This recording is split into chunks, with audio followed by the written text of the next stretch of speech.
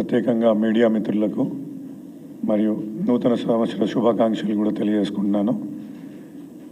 ఇవాళ ఏదైతే అప్పటి ప్రభుత్వం మన కేసీఆర్ గారి హయాంలో కామన్ మొబిలిటీ ప్రోగ్రామ్ అనేది ఒకటి తీసుకొని సర్వే చేయించి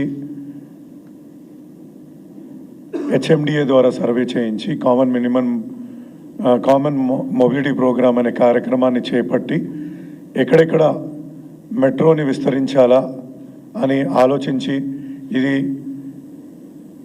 మేడ్చల్ మరియు షామీర్పేట్ వరకు పొడిగిస్తే ప్రజలకు ఉపయోగపడుతుంది, ఒక 4 నియోజకవర్గాలు ఉన్న ప్రజలకు అందరికీ కూడా మేలు జరుగుతుంది అనేసి అప్పటి ప్రభుత్వం భావించి దీన్ని ముందుకు తీసుకొని పోవడం జరిగింది.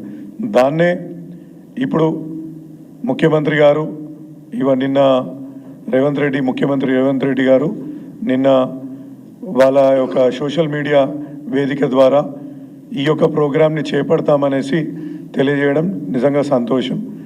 ఇంకొక విషయం ఏంటంటే ఏదైతే ఎయిర్పోర్ట్కి తీసుకెళ్లాలా ఓల్డ్ సిటీ ద్వారా అని ఏదైతే దానికి ఎంత ప్రయారిటీ ఇస్తుండ్రో ఈ ప్రాంతానికి కూడా అంతే ప్రయారిటీ ఇచ్చి దాన్ని మన 2Bలో పెట్టిన సందర్భంని సెకండ్ ప్రిఫరెన్స్ ఇచ్చిన సందర్భాన్ని తెలియజేసుకుంటూ దాని ఫస్ట్ ప్రిఫరెన్స్కి ఏదైతే ఎయిర్పోర్ట్కి ఏ విధంగా విస్తరించాలా అని అనుకుంటున్నారో ఈ ప్రాంతంలో కూడా మెట్రో అదే విధంగా విస్తరించాలనేసి మేము ప్రభుత్వాన్ని కోరుతున్నాం. ఎందుకంటే ఇక్కడ ఒక అత్యధిక జనాభా అత్యధిక ఓటర్లు ఉన్న పార్లమెంట్ సెగ్మెంట్ ఇది. దీంట్లో గౌరవ ముఖ్యమంత్రి రేవంత్ రెడ్డి గారికి కూడా అనుభవం ఉంది. దీన్ని ప్రయారిటీగా ఇస్తే ప్రజలు హర్షిస్తారు.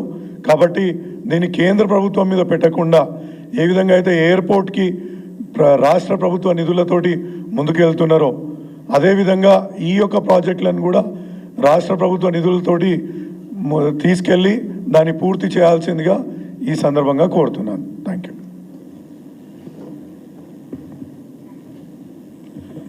మీడియా మిత్రులకు నమస్కారం.